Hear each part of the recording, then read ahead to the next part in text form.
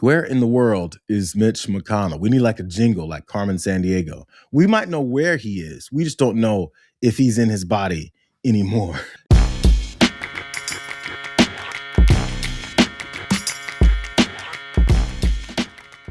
What's up, YouTube? Drill Sergeant here. And we have breaking and potentially very sad news. Today, I've decided to dress up and wear my tie to ensure that this news gets the reverence and respect that it deserves. Let's start here. A few weeks ago, we heard that Mitch McConnell, aka McTurtle, had been hospitalized after being found upside down in his shell. Unconscious on the floor of his DC home. Since then, the following recording from EMS was released, confirming that he had been in cardiac arrest and needed CPR. Paramedic Engine 3, Medic 3, ALS response unconscious. Medic 3, communications. East Army supervisor, CPR in progress.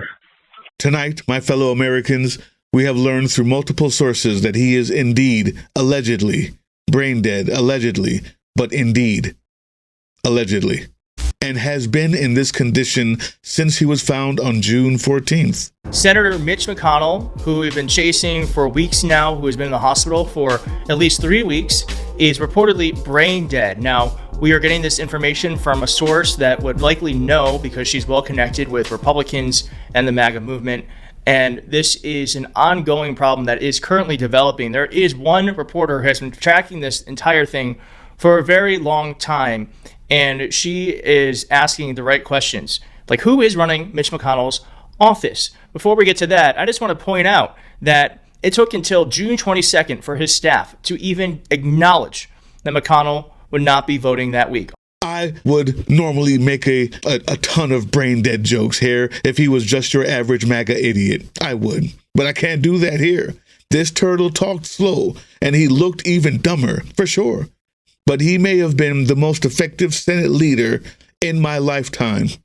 It's just too bad he was working for the dark side. He was Darth Vader with more political acumen and less burned skin.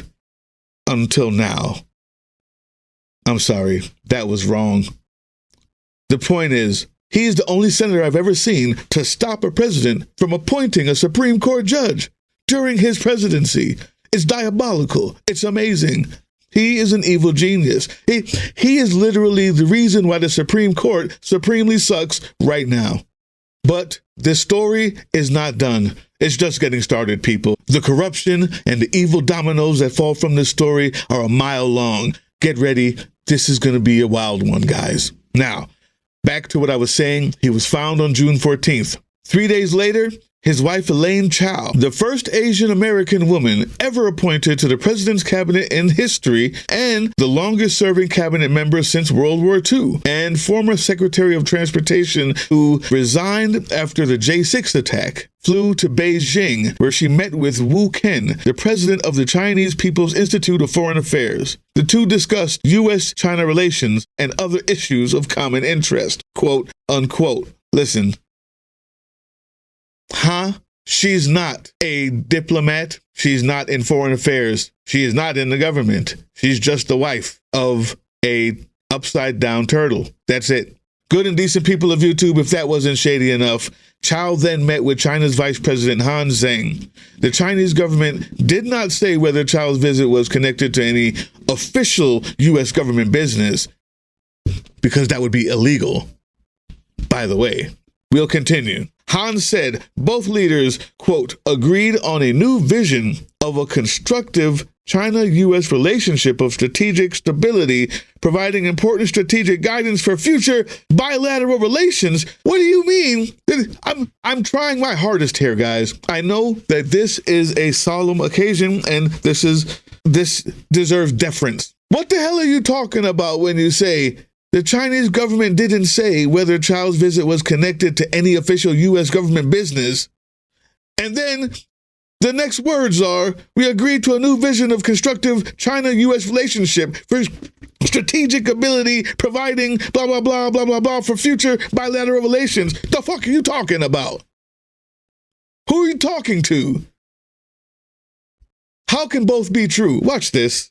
I don't think enough people recognize how weird this entire story is. Just 3 days after Republican Senator Mitch McConnell was found unconscious in his home, his wife, Elaine Chao, was meeting with the Vice President of China. Now keep in mind, she has no current government position at all, but Chinese state media was posting photos with her stating they're looking forward to strengthening US-Chinese relations. It's been 3 weeks now, Senator Mitch McConnell is still hospitalized. Nobody knows anything about what's going on with him, and nobody knows where his wife is either. Senator Mitch McConnell is 84 years old. He has a very long history of health episodes. There was a video previously recorded of him collapsing while he was being interviewed.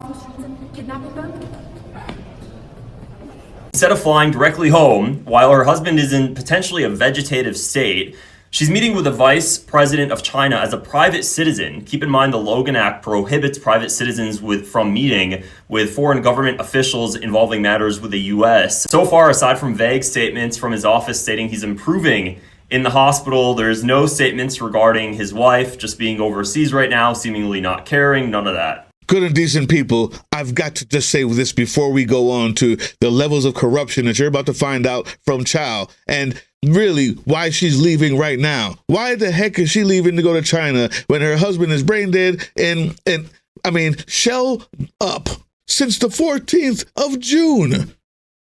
He's in the hospital now, upside down on his shell, not speaking, not even eating cabbage. This is ridiculous. Number one, she's corrupt. And we're going to get into this. I swear to God, you have no idea. But number two, she doesn't want to answer any questions. She doesn't want anybody to know that we have a brain-dead senator laying somewhere for a month now. Because in Kentucky, where the amphibious senator is from, they just had a state-level race where Gary Clemens secured a decisive victory in the Kentucky Senate District 37 special election, winning 72.6% of the vote against a Republican.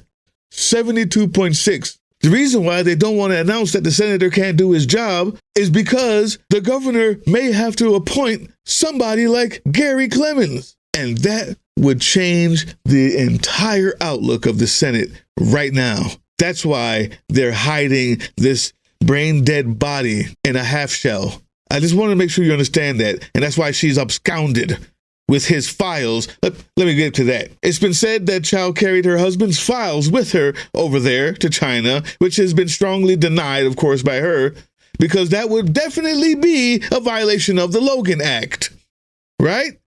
But she has a long track record of abusing her position to enrich her family business. 2017. Look at this. Corruption. 2019. Corruption. Right from Newsweek. 2021. Say it with me. Corruption. Using personal funds to take care of errands and whatnot around the house. Because, of course, she's a Republican. This is what they do. Interesting side note, by the way, beyond just the years of corruption, her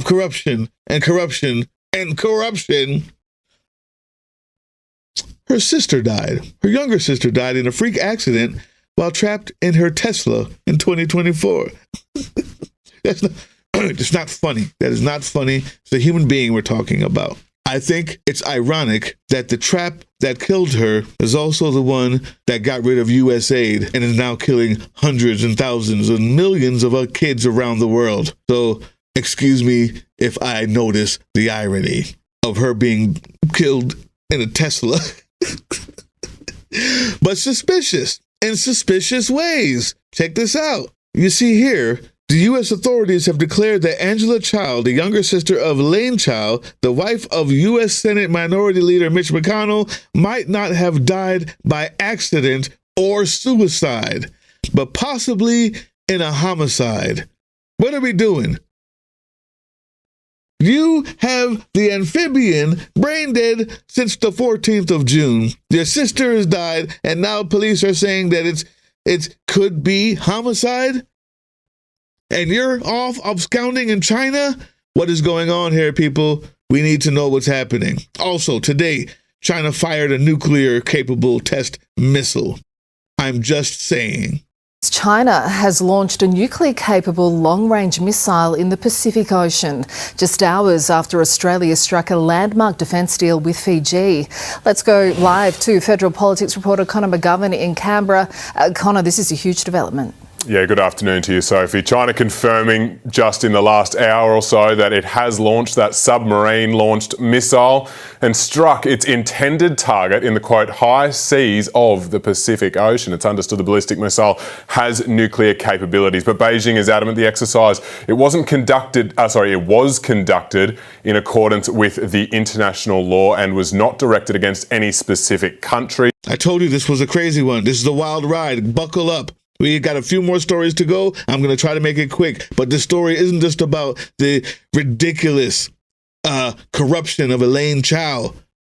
This isn't just about the fact that we have a U.S. senator rolled over onto his shell, brain dead, since the June 14th, and no one to take his place because the people in his own state no longer want to vote Republican anymore. There's not just that. But now the story gets even thicker. Daddy Vladdy called his best little boy over the weekend for a 90-minute chat about Ukraine after a hellish week of bombing Kyiv, killing hundreds of civilians. After being hit where it hurts in and around Moscow, St. Petersburg, and Crimea by Ukrainian Flamingo drones, taking out priceless oil and gas refineries and depots and tanker ships. And today, what do you know? Putin is threatening Poland again. What a coinky-dink, YouTube, huh? And you just know that that is going to hang over the upcoming NATO summit like the smell from the farter-in-chief's diapers. And now, the Mango Mussolini is headed straight to the NATO summit in Ankara, Turkey himself for a meeting with their common pal and fellow dictator, Erdogan. Yeah. Turns out the idea is that he plans to restore the fighter jets that he himself had banned amid concerns that giving Turkey the jets could allow Russia to learn about their stealth technology. Woo! It just keeps getting better. It just keeps getting better. Everybody's pockets are getting lined while we at home are under threat from a guy who sees us as ants. That's what's happening. Okay? Yeah. That's fucked up. And you're kind of wondering, well, what does this have to do with Chao and everything else? Well, the big idea here is that we're trading secrets with dictators while declining to sign the USMCA, the trade agreement with our partners, supposedly Canada, because of their closeness to China. And Chao is there right now as they're launching nuclear-capable missiles long-range into the Pacific Ocean.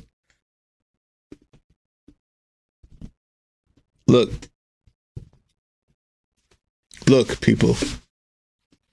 Just 6 hours ago, in a now deleted Facebook post, HuffPost claimed that the senator continues his recovery. So why today? That means that they kept his true condition on ice, pun intended, from the public for an entire 3 weeks. Now confirming this evening what we already knew, that Mitch has been cold turtle soup for weeks. And as usual, the people were not informed. Congress was deceived. Votes were missed, etc., etc. Yeah, that's where we are. As a matter of fact, in the Oval Office daily ball washing session today, you know, the one that Trump loves to do every day because he can't get it up anymore from Melania, well, it turns out that his favorite fake Texan, Ted Cruz, was slurping so hard that he promised him a potential nomination for SCOTUS. Ted Cruz for SCOTUS. That's the Supreme Court of the United States. Holy shit, man. But he said, remember we did the joint rally outside in Washington. We had a big crowd. And the media was saying, will it ever end? I said, it will, but not yet. But it ended. But then it came together better than ever before. He's done a wonderful job as a senator, highly respected. In fact, somebody said, would you ever appoint him to the United States Supreme Court? Because he's a brilliant lawyer, Ted. I said, well, he's the only one I can think of that's going to get 100 votes. All Republicans will vote for him. All Democrats will vote for him because they want to get him the hell out of the Senate. No, if I was having a hard time with getting the votes, I would appoint Ted Cruz. I get 100%, a guarantee. This is where we are, people. This is where we are. This is the story. It's not just one guy turned over turtle with his tongue hanging out and a piece of lettuce on the pillow. It's about what they're doing to the seat. It's about what they're doing to the seat. And you, Kentucky, need to stand up. There's not much you can do about what's happening in China. But if you get her out of there, meaning you put someone else in this seat who can actually have a little bit of power and some say, you might help all of us. We need you. And as a final note, since we're already steeped in conspiracies, I'll leave you with this. Missing Congressman Tom Keene suddenly came back to life after months of unanswered questions and rumors about his prolonged absence. Coincidence? I think not. I entered the hospital for some testing. I did not believe that this would result in a long-term stay. I was given the diagnosis of depression. Now, when people hear the word depression, many people think simply it means feeling sad. But depression is so much more than that. It is physical. It is emotional. And until you experience it yourself, it is difficult to fully understand. You have the news. Hopefully, it was done in a way that was dignified. If not, who gives a fuck? The time to fight is now. Hey, yeah, you. Before you click away to watch someone unbox a tactical toothbrush, let's talk about something real. Political Drain isn't just another content mill. We're a digital front in a very real war. Not with bullets, but with ideas, with action, and with solidarity. We pair urgent news with critical education. And we build community around actual resistance, not the hashtag kind. The kind that moves. But here's the thing. None of this is free. It isn't. Behind every video is time, labor, research, and some weird guy asking if we're going to pay the hosting bill. And yeah, some of that money goes to things we can't necessarily say out loud. If you know, you know. Let's just say our special ops aren't Call of Duty LARPers. They're people making real moves to protect, uplift, and organize. You're not just funding a channel. You're funding a resistance network in a world where capital still calls the shots. Unfortunately, in a system built on artificial scarcity, even mutual aid has a price tag. And if we want to grow, if we want to win, we need your help. We need your help. So if you've got even a few bucks to spare, toss it our way. It's not for ads. It's not for merch drops, but for people making moves in the shadows so others can do it in the light. It's just us and you. So fund the mission, fund the fight, fund the future, because nobody's coming to save us. We save each other. That's how this works.